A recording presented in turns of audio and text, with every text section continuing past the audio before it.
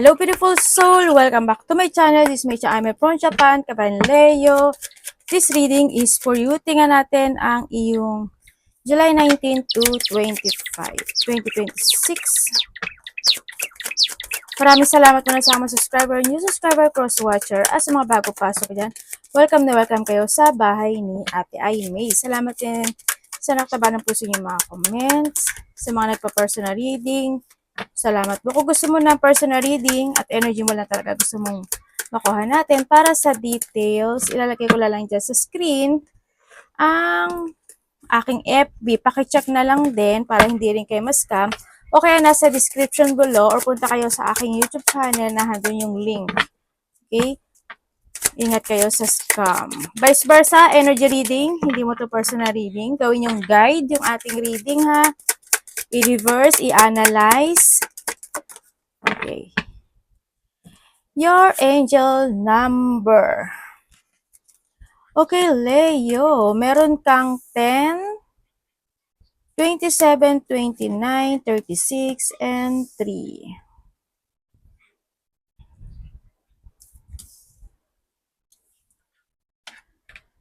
Okay, meron kang Aries, Scorpio, Libra. Yan. Connected ka sa kanila or maaari magkakaroon ka ng connection sa kanila. Dito nga natin ito lagay. Okay. Okay, Leo. Uy, may shifting sa'yo ah. Yes, there's a shifting happen sa iba sa inyo. Sa nakita ko sa inyo dito. Magkakaroon ng mga pagbabago. May mga sitwasyon pa rin. Siguro may mga bagay ka na iniisip na from the past situation o may mga bagay na nakapagpapahatak pa rin sa'yo sa sitwasyon o may mga unfinished business naman sa iba.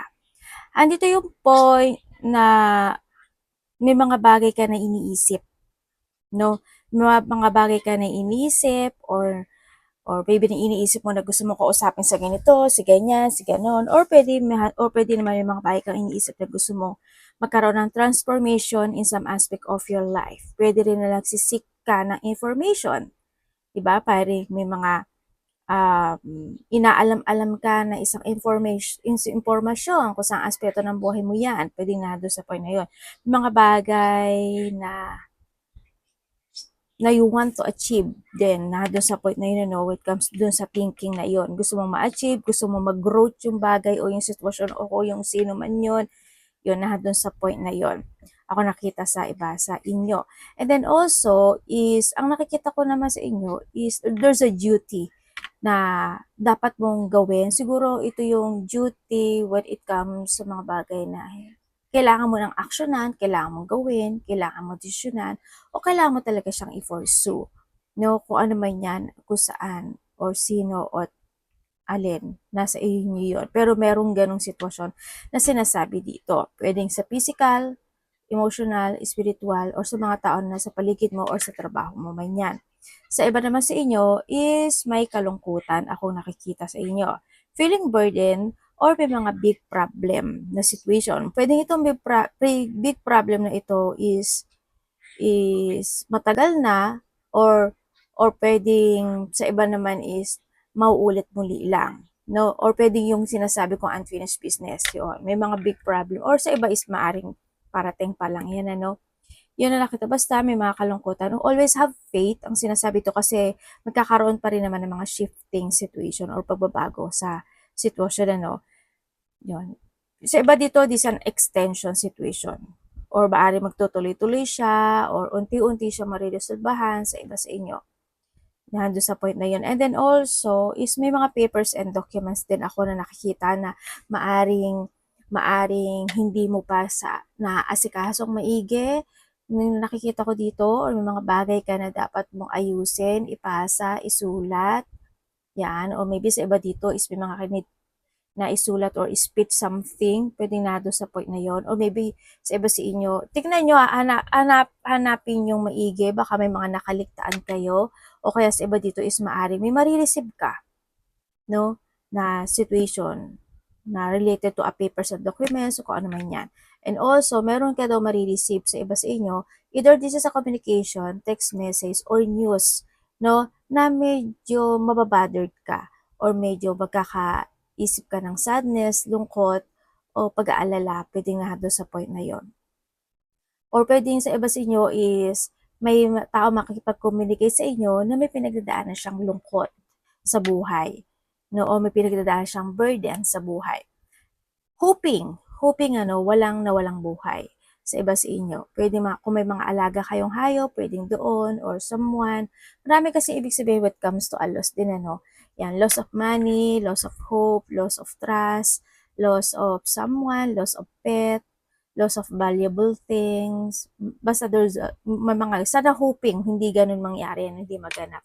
And then also is mag-ingat ka na lang pagdating sa matatalim at matutulis na bagay, Pwedeng na doon sa point na yon, pwedeng mahiwa ka, masugatan ka, o may dugo, o maduguan, or someone, ikaw or someone who's connected sa'yo, medyo pag-ingatan nyo sila, or syempre, hindi naman masamang magpayo, di ba? And always pray lang din. No, always have faith and pray lang din.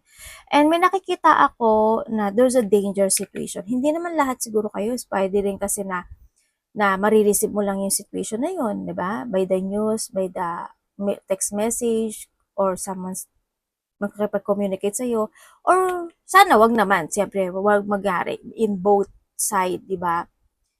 Pwedeng ganun lang, or sa iba is, pwedeng ikaw or someone's connected sa'yo.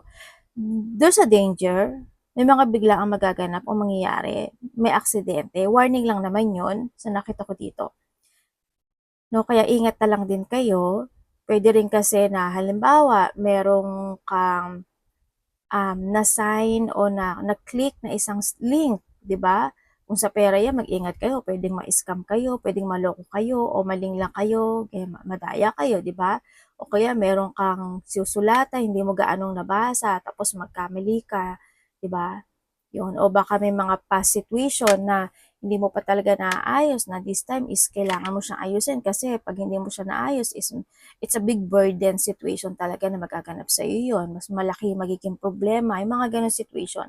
So iba dito, there's a doctor, hospital, check-up, maintenance. May mga ganun sitwasyon Siguro magkakaroon ka ng connection about doon, or baka naman sa family mo or ikaw, baka kinakailangan niya magpa-check up, or may mga maintenance situation na kailangang asikasuhin, pwedeng nado sa point na yun, or yung kokonek lang sa iyo, yun nakikita ko sa iba sa inyo.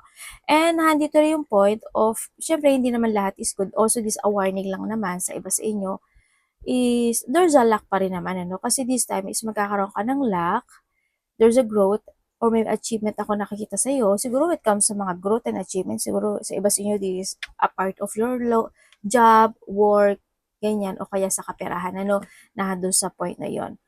Kahit na magkaroon man ng loss, pero handun yung point of growth din naman ang manggaganap o mangyayari. May abundance. Now, maraming ibig sabihin ng abundance. Ito ang hindi naiintindihan ng iba when it comes to an abundance. Alam nyo ba ang abundance is hindi lang yan dahil sa pera, hindi lang yan dahil sa big opportunity na darating sa'yo. Abundance actually nare-receive natin yan. Abundance kasi is a quantity or a supply na we receive. Ibig sabihin, nakakakain ka, nagigising ka araw-araw, may mga taong nagmamahal sa'yo, maganda yung trabaho mo, you have a talent. Also, that is also a part of the abundance. Kaya kasi mayroon ako na rin nakita na comments sa cancer ata yun. Sabi niya parang hindi daw siya swerte when it comes to abundance. Sabi ko, huwag mo sabihin niya kasi magtatampo si universe sa'yo kasi abundance is nasa sa'yo naman. Hindi mo lang na-appreciate at hindi ka lang nagiging grateful at walang gratitude. Kaya rin siguro na nag-aasam siguro siya ng siguro pera or malaking blessing na kailangang ibato o tumama sa kanya. Kaya tandaan nyo palagi mga Leo, be grateful, be gratitude, kasi the more na yung small things na yan, kasi sa kay universe, kay Lord, yung small things na iniisip natin, big yun. Big yun, yung nakakahinga tayo, big yun. Also, that's abundance, that's a blessing, di ba? Kaya be grateful talaga, kasi the more na nakikita niya na small things para sa atin, pero sa kanya is a big, nakikita niya na na-appreciate natin, the more blessing na marireceive natin. Yun nun ha. O so yes, okay, there's an abundance. May mga pagtulong din ako na nakikita sa iyo. Pwedeng mahihingi sa'yo ng tulong, or ikaw ang hihingi ng tulong, or magkakaroon ng pagtulong situation. Ipasok mo na. Positivity also is coming. Ibig sabihin, may mga sitwasyon na magiging okay, may mga sitwasyon na mariresolbahan, mga ganong sitwasyon. Okay, and tingnan natin ang iyong angel number. Maaari nakakita ka ng mga angel numbers o repeating numbers. Ibig sabihin is or connected ka sa mga number na to ha. Ibig sabihin, your angel is try to connect sa'yo dahil may gusto siyang mensahe na gusto ibigay sa ito. But we have the lesson lead is a 999 2 tatlong 2 06 06 20 20 and wait mo, completion ito. Diba? Tulad na sabi ko sa inyo, when it comes to abundance, you have a unique skill. Diba? Yun yung hindi naiintindihan ng tao, no? O ng mga natin. Yan. Yan. You have a unique skill. There's a life goal or you are more on focusing this time sa iyong mga mission this time. Handun na rin yung point na may mga importanteng proyekto ka na gagawin. Importanteng proyekto, marami ibig sabihin yan. Halimbawa, kung nagtatrabaho ka, di ba? Ibig sabihin, may tao na ko-connect sa'yo, gusto niya makipag-dealing sa'yo, may bibigay sa sa'yong project, may bibigay sa sa'yong sa trabaho na importante at maganda at blessing na talagang yun yung ability mo, kaya siya ko-connect sa'yo. Mga ganun sitwasyon, mga partnership, dealing, mga ganun. No, yun ang palagi yan. Yes, there's an important project. Or ikaw, halimbawa, may importante kang project na gagawin. Halimbawa, example, halimbawa, ngayon, this time, mas mag-focus na ako sa trabaho ko, mag-iipon ako ng pera kasi ang proyekto ko, importanteng project ko is magpapatayo ako ng apartment, magpapatayo ako ng bahay, ganito bibiling ko, ganyan-ganyan. Diba? Nandun yun. Basta there's an important project, ako nakita sa iba sa inyo, this recovery is happen kasi we have the 2020 completion din yan, ano, is handito rin yung mga mercy situation. Yan, may mga renewal situation ako nakikita sa'yo. Marami ibig din na renewal. Siguro when it comes sa sarili mo, it's more on renewal, it's more on confident. Handun yung strengths mo na ngayon and focusing. And also, siguro may mga renewal papers and documents, di ba? Mga ganun, baka dapat asikasuhin. Also, 06 is the commitment din. May mga commitment situation. Also, a goal situation. May mga solutions situation. Ayun, growth and solution na rin. Congratulations. May malalaman ka raw katotohanan. Mas magiging more on focus and loyal ka sa gagawin mo. And syempre, hindi yung mga commitment mo naman, may mga tao naman na very loyal pagdating sa iyo, no? When it comes to 222, dito na yung alignment mo. Ibig sabihin, mas makikita mo ngayon talaga yung the person na mga taong match kayo, okay sa'yo. Makikita mo yung puti sa itim, sa decolor, puti sa decolor. Mas makikita mo yun ngayon, sa mga taong makakausap mo, sa mga taong nasa paligid mo, sa mga sitwasyon na babagay sa iyo, no, na magma-match sa iyo. 'Yun ang nakikita ko sa iyo dito. Yan, may mga kasunduan ako nakikita sa iyo. Kasunduan, someone communicate in either there's a family tie situation, pwede sa mga family. Yan, yung iba sa inyo maaari magkakaroon kayo ng life choices in life. Siguro marami kayong isipin, ganyan, may mga thinking, wishful thinking, ganyan, nahando sa point na may mga goal kayo na gusto nyo ma-achieve, ganyan. Also, we have the 99, also this is a lesson learned. Ibig sabihin talaga is, you need mong ma-lesson talaga sa mga nangyari sa buhay mo. Kaya nga handun yung shifting, di ba? Also, this an accomplishment, di ba? Yun ang nakikita ko sa iyo. And you made it and the reward goes to you. Rewards is coming. Syempre, you have the alignment. Connection, friendship, romantic relationship, family ties, balance, life choices, compromise, commitment, trust. How do you move forward toward your life? Through calling. May calling ka. Ano ba to, ate?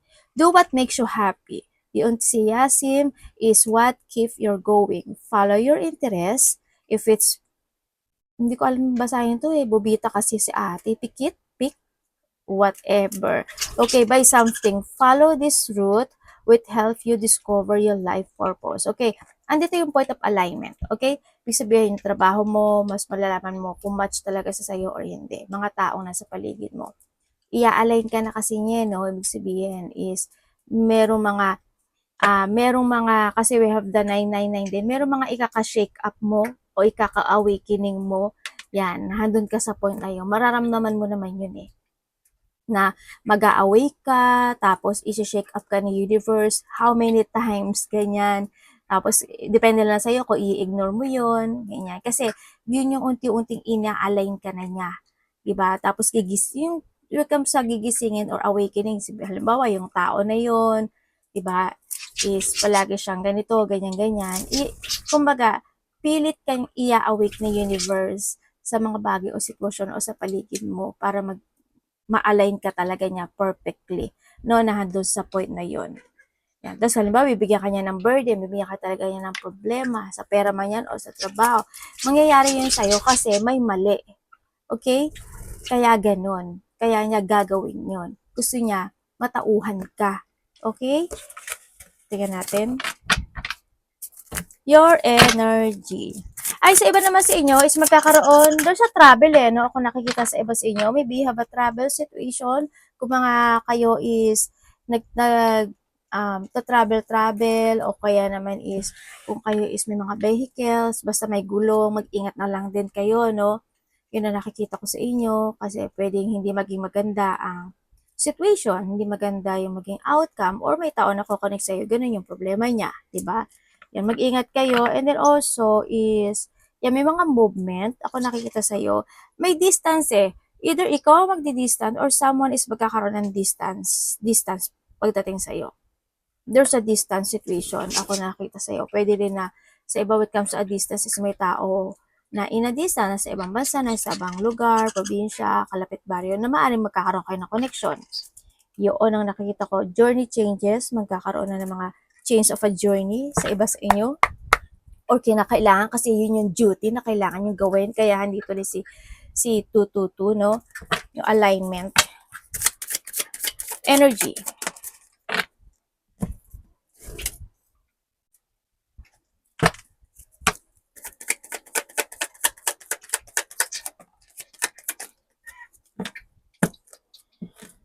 Okay, when it comes sa iyong energy, sa energy mo, ang nakikita ko sa'yo dito is, may mga bagay o sitwasyon ka daw na iniisip. Nandun ka sa thinking eh. Either this is a pursuing situation or ito yung situation na may mga bagay na gusto mong i-let go pero hindi mo magawa. Or mga bagay o sitwasyon na kailangan mo i-cut, hindi mo magawa. Kaya ang nakikita ko sa iba sa inyo, you are more on stagnant or you are feeling stuck sa situation mo. Yun ang nakikita ko sa iyong energy. May naiisip ka ng mga bagay o sitwasyon. Pwede nagkakaroon ka ng mga situation of thinking na, halimbawa, gusto mong, tulad na sabi ko kanina, gusto mong kausapin pero hindi mo magawa, diba? O gusto mong i-pursue yung idea mo pero hindi mo magawa. Mga ganong sitwasyon. Nagiging slow, nagiging mabagal, no, yung mga desisyon, yung mga action, kumbaga na doon sa point na iyon. Yun ang nakikita ko sa iba sa inyo. So handon din yung point na nagkakaroon when it comes sa energy mo rin kasi parang, alam mo yung parang may mga bagay ka na nararamdaman na parang, I don't know why parang you feel, siguro sa sarili, nai-hate mo yung sarili mo. Pwedeng na doon sa point na yun kasi ganito, kasi ganyan, kasi ganon. O kaya is sa iba sa inyo siguro nakakaroon kayo ng guilt, di ba? When it comes to a guilt, halimbawa, kasi nagigilt ka kasi yung tao na yon, halimbawa sa family member, yung tao na kapamilya mo siya pero kailangan mo siyang alisin sa buhay mo, kailangan mo siya ikat sa buhay mo kasi pasaway siya, di ba? Kasi hindi siya nakikinig, kasi gusto mo lang na mapabuti siya. Pero example ko lang yun, yung mga ganun sitwasyon, basta there's a guilt situation, ako na nakikita, andun rin yung point of there's a situation na nagkakaroon ng trust issue eh. Hindi ko alam in what way sa iba sa inyo, pwedeng sa sarili mo, pwedeng sa family mo, or pwedeng sa karelasyon mo, or sa mga trabaho mo sa buhay mo, katrabaho mo, pwedeng nando sa point na yun. Yun ang nakikita ko sa yung energy. Ingat na lang din kayo, no? Kasi may mga time daw na parang hindi ka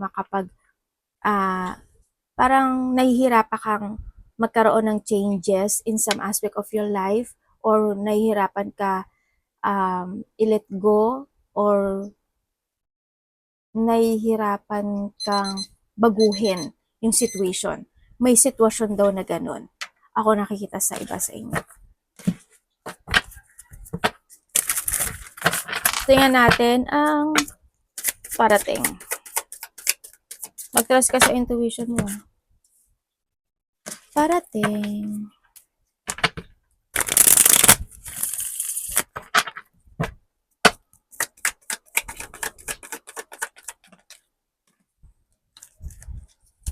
Iba dito, doubt to no? Yan. Iba dito, maaari nagkakaroon kayo ng doubt. Either sa sarili mo, sa tao, kung saang aspeto ng buhay mo yan. May mga doubt. Self-doubt, ganyan. Okay. Parating sa iyo. Okay. Parating sa iyo, Leo.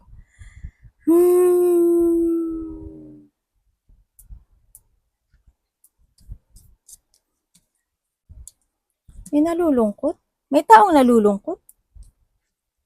May taong nalulungkot dito. Either ikaw or someone is connected sa iyo. Nagkakaroon siya ng kalungkutan. May mga bagay o sitwasyon siya na hindi siya makapagdesisyon o kaya naman is, alam mo yung lungkot niya, they quiet na lang. Nagiging quiet na lang itong tao na to, pero nahandun yung lungkot.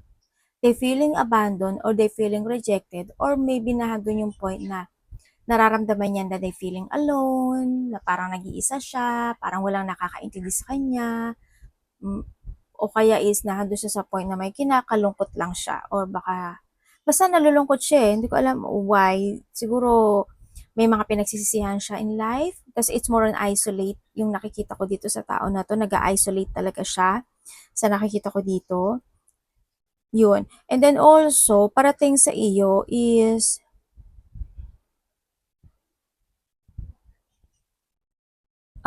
okay. Tatahak ng bagong ang parating sa iyo, tatahak yung iba sa inyo ng bagong direksyon. May tatahakin kayo. Yun ang nakikita ko dito. Also, there's a potential ending situation happen. Kung sa aspeto ng buhay mo yan, may potential ending na magaganap. May, sa iba dito, may opportunity daw na darating sa'yo. Ako nakikita sa'yo. And then also, merong may taong may sakit. Wait a minute. Wheel of Fortune again, no? Uy. Ba't ako nagulat? Tingnan mo, dalawa yung Wheel of Fortune mo.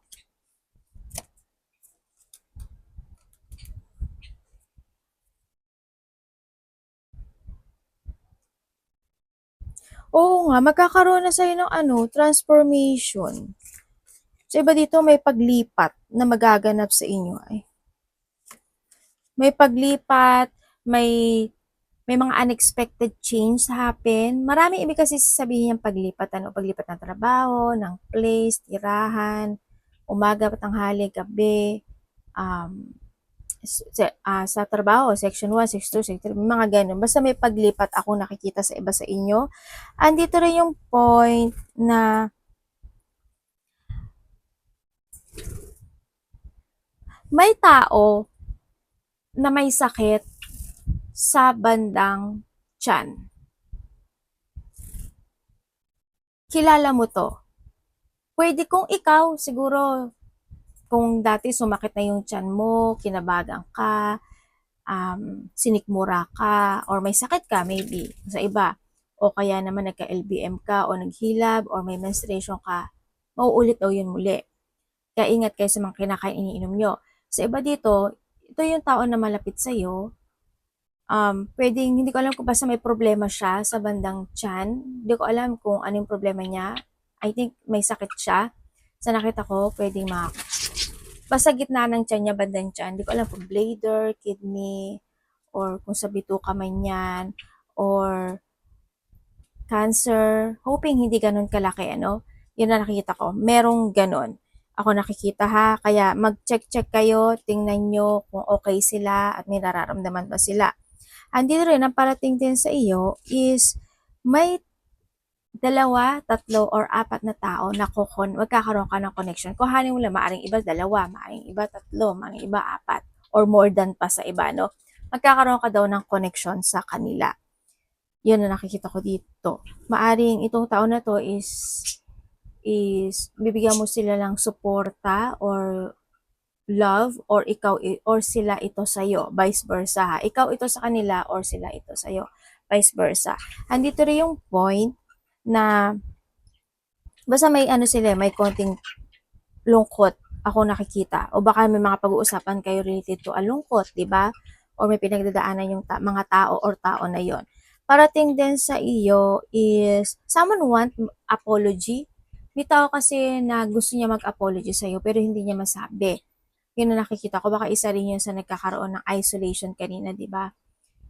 Yun. Either may kaba kasi siya eh. Kasi may taong kinakaba, hindi niya alam kung tatawagan ka niya, iti-text ka niya, ganyan. Kaya medyo ang quiet niya and emotional yung tao na yon.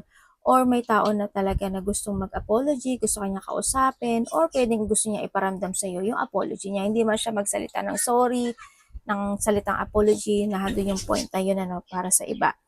Yeah, iba-iba kasi kayo. Also, is, nakikita ko rin sa iyo dito is, may tao na mas matanda akong nakikita sa iyo na either kapatid mo, magulang mo, karelasyon mo, maybe, di ba? Basta ahead to sa iyo na magkakaroon ka ng connection. Pwedeng magbigay siya ng opinion or advice with something, parang nando sa point na yon. Yun, ang nakikita ko sa iba sa inyo. Sa iba sa inyo kasi handun ka sa point, alam mo parang mga bahay ka na sinisiyasat, naghahanap ka ng katotohanan, ganito ba, ganyan ba, ganun ba, dapat ba, kailangan ba. Yan, nagkakaroon ng mga urong-sulong na sitwasyon para sa iba. It's more on isolation, ano, yung nakikita ko sa iba. May mga bagay yung iba nyo, sa inyo, nagmumuni-muni. May mga pagmumuni-muni situation. Iba sa inyo, may mga bagay na hindi nyo pa kayang i-accept hanggang sa ngayon. Mga ganong sitwasyon, ako nakikita sa iba sa inyo. Yun mga nakikita kong energy dito sa nakuha kong ano, no? Yun. Also, there's an offering. Ako nakikita. Ibig sabihin, magkakaroon ka ng connection sa taong kumunik na sa'yo dati pa. Yan. Either communication, call, or text message. Sabi dito. Sa iba dito, offer to ng mga opportunity or basta marami ibig sabihin ng opportunity, ha? Yan. May nakikita rin ako dito na halimbawa, opportunity, may nag-aya sa'yo, di ba? Labas tayo, kain tayo, yan, chill kayo dyan, di ba? Yung mga ganun, o kaya opportunity will come to your creation, passion, love life, o kaya is project, di ba? O kaya yung makakatulong sa trabaho mo, sa kaperahan mo, mga ganun sitwasyon. Makapag-relax sa'yo. May travel yung iba, no? Tingnan natin, dapat mong iwasan. Dapat iwasan ni Leo.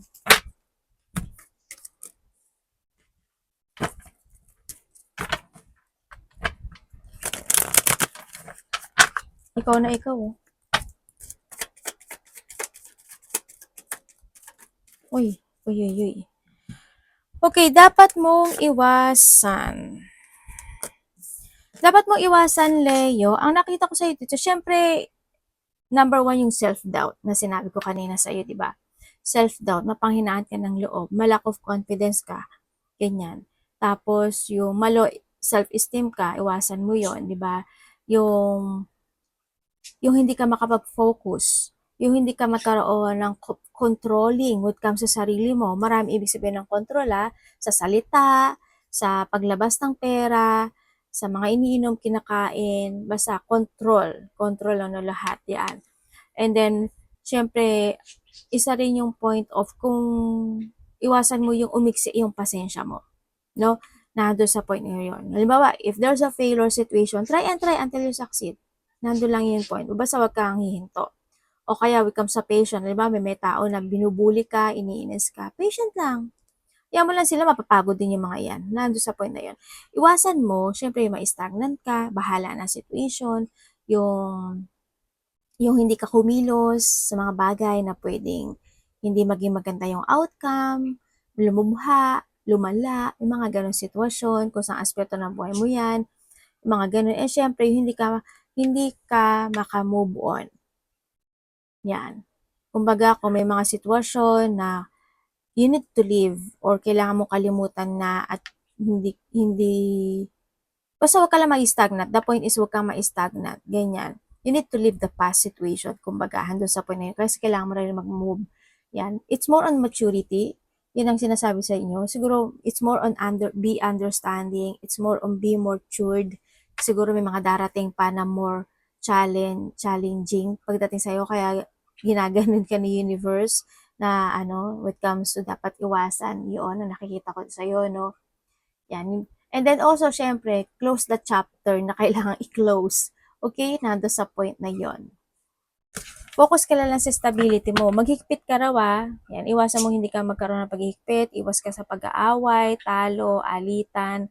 Ganyan. Yung mga hindi pagkakasundo. Ganyan. Ingat ka na lang. Love, kapatid, anak, magulang, karelasyon, kaibigan. Kung may mga bagay na kailangan ng clarity or decision making gawin mo or kung may mga bagay o sitwasyon na kailangan mo na itama mo.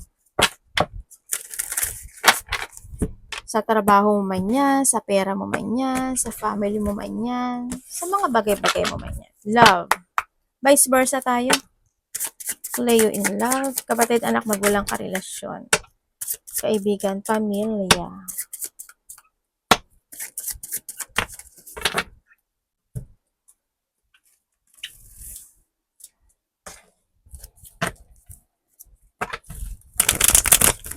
Sa love po ni Leo.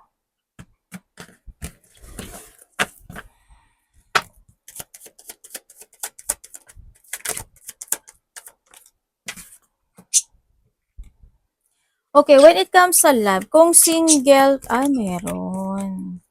Okay, kung single ka, Leo, meron ako nakikita sa iyo Yes, maaaring may nakakausap ka na? Isa, dalawa? Ako nakikita sa iyo? Pero ang sinasabi kasi dito, itong tao na to, either ito is mas matanda sa iyo, or itong tao na to, kasi nagkaroon ng nagkaroon kayo ng, may connection na naganap Kumbaga, nahandun sa point, ibig sabihin, either nag-uusap na talaga kayo, o nagkausap na talaga kayo nitong tao na to, gano'n. O nag-uusap kayo. Yun ang nakikita ko dito Kasi parang pabalik-balik lang din ako nakita dito. Pero sa sitwasyon na ito, either isa sa kanila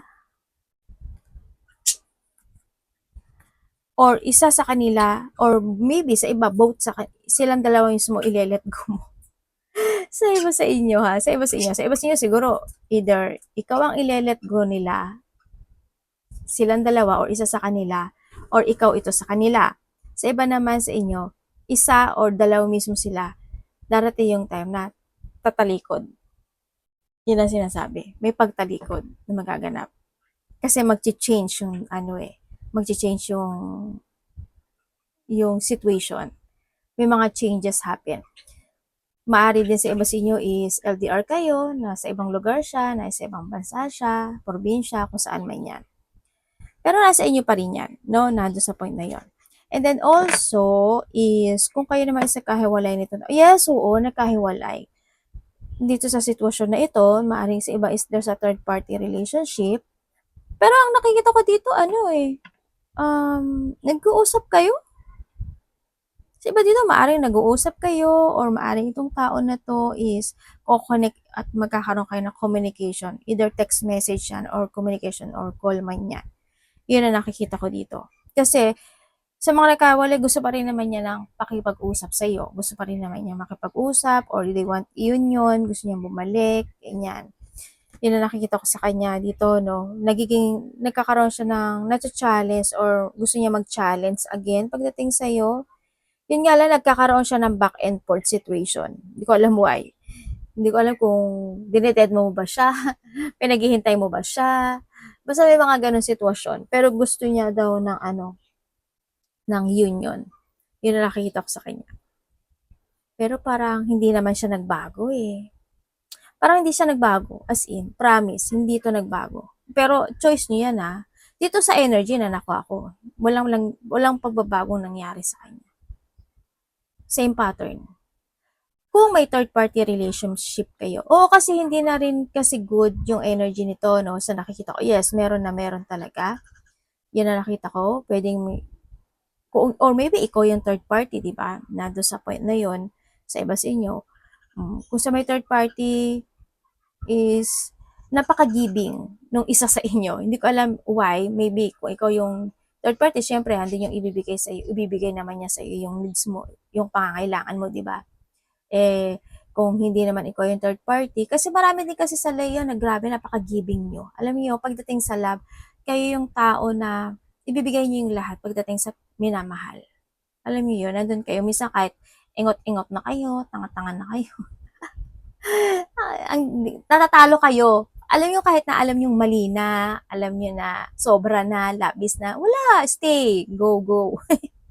Well, it's your choice. Ano, pagdating dito sa sitwasyon na to, it's your choice. Kasi, syempre, lahat is matututunan. Okay? Handito naman si alignment. No? Na sitwasyon. Choice mo na to. Baaring iba sa inyo is may mga jangling situation, may mga pag-uusapang muli kayong dalawa. Hoping, di ba? Kasi may mga disappointment eh. May sadness ako nakikita. Sana hindi kayo magkahiwalay. Sana hindi dumating sa point talaga na hiwalayan ka agad, di ba? Pero andito yung point na maaring back and forth ito or nando yung point na baka lang magkaroon ng mga hindi magugustuhan ng bawat isa, di ba? May mga ganong kaganapan talaga sa may mga third party relationship.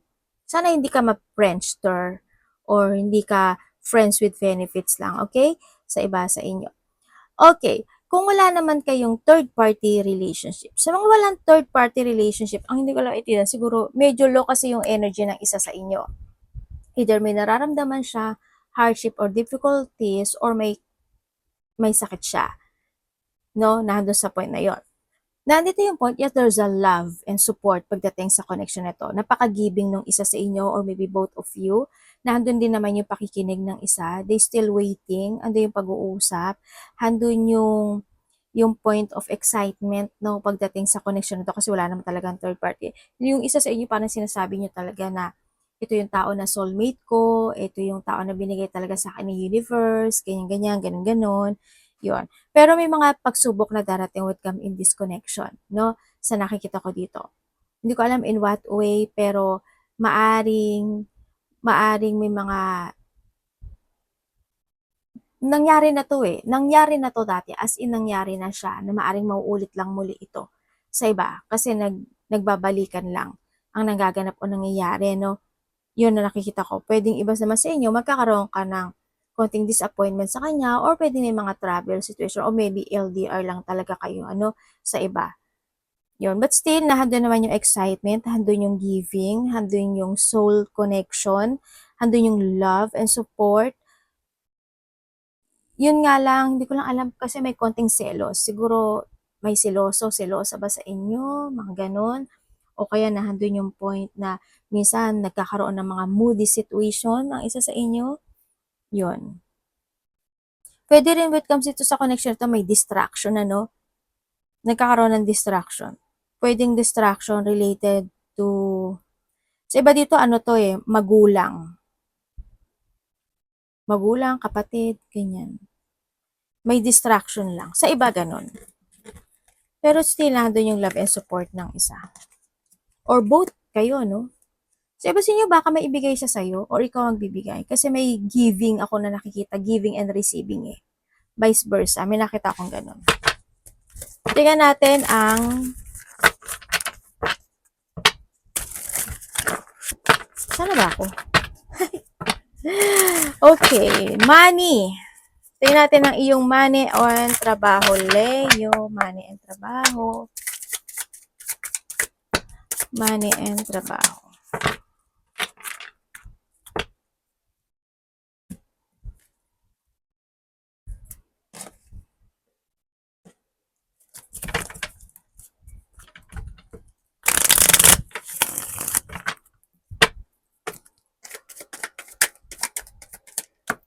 Ayun. Universe, anong nangyari? Anong nangyari dito?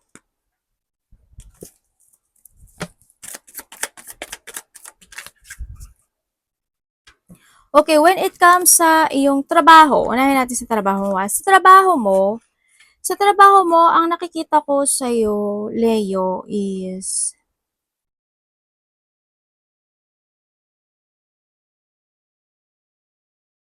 sa trabaho mo may galit eh. Hindi ko alam why eh. Maaaring magko-connect siya sa trabaho mo or kasamaan mo sa trabaho or kung ano man yung trabaho mo, hindi ko kasi alam yung trabaho ng iba sa inyo, no? Yan. Pero, related to at trabaho, merong taong galit sa'yo. May taong gustong maghiganti naman para sa iba. Nabubwisit, kumbaga na doon sa point na yun, ano? Pwedeng ikaw ito sa kanila or siya ito sa iyo. Pero handun din yung point na may mga sinungaling, no? Yan, may mga sinungaling na tao na may mga dishonest, mga hindi magiging, alam mo yung unfairness, mga unfair sila sa'yo, o ikaw sa kanila, tapos yun nga, sabi ko may parang gusto maghiganti, medyo nadi-disbalance ka rin, ano, pagdating sa mga nasa paligid mo, sa nakikita ko dito. Siguro may nakapagpapabothered sa'yo, ganyan, nakapagpapatrigger sa'yo. Medyo, ano, i-release mo na lang din yun, ano, kumbaga is, mag-focus ka na lang sa dapat mong fokusan sa buhay mo. Sa money mo naman, mag-ingat ka na lang din pagdating sa money mo, kasi, ang money mo kasi, is baka makorap ka. Marami ibig sabihin ng korap pwedeng lolokohin o may magiging tusong tao or mangungutang or dadayain, may scam, pwedeng magsisinungaling, pwedeng ganun. Either family mo or mga taong kukonek sa'yo. Kaya mag-ingat ka. Okay? Nandun sa point na yan, mag-ingat ka na lang. Andito rin yung point na siyempre sa money mo, mas more ka kasi ngayon focus sa iyong layunin this time. Mas focus or mas magiging more on active ka this time to make it real talaga yung goal mo this time. Kumbaga, maaring iba sa inyo is nagkakaroon ka na rin ng mga bagong pagpaplano or strategy this time maybe sa iba sa inyo sa pag-handle ng pera nyo, no? Or kinakailangan. Andun na rin mga bagong pananaw sa kinabukasan, syempre, andun yung mga plano, no? Sa nakikita ko sa iba sa inyo. Kaya mas good din naman yun sa nakikita ko dito kasi nagkakaroon ng mga releasing situation. Kumbaga, sa iba. Yun nga lang, yung sinabi kong pag-ingatan nyo, yes, there's an achievement, ano, pagdating sa trabaho mo this time, may success, prosperity, and stability naman ako nakikita. May mga achievement of goal naman, siguro nga baka nga nag-iipon ka na o nagpipigil ka na o kaya is nagpo-focus ka na talaga, 'di ba? Andiyan naman yung improvement na nakikita ko sa iyo, baka nagsisipag ka na rin, 'yun. Ang nakita ko lang din dito is maaring manghihingi lang sa'yo ng suporta or may tutulungan ka, 'no? Or ikaw yung makaka-receive nito. Pero pagdating sa pera, mag-ingat ka. Alamin, siyasatin, aralin, ganyan, yung nakikita ko sa inyo. Kasi puwedeng yung pera nyo as in, magbaybay kayo diyan sa pera nyo, okay? Pag-ingatan niyo na lang. Puwedeng iba sa inyo ngayon may pigil pa, eh, 'no? Basta mag-ingat kayo. Kung ano man 'yan, nangyari na 'yan sa iba, you need to learn kasi meron tayong 9999, 'di ba? Ma-learn ka kasi puwedeng maulit siyang muli. Arigatou namaste, God bless.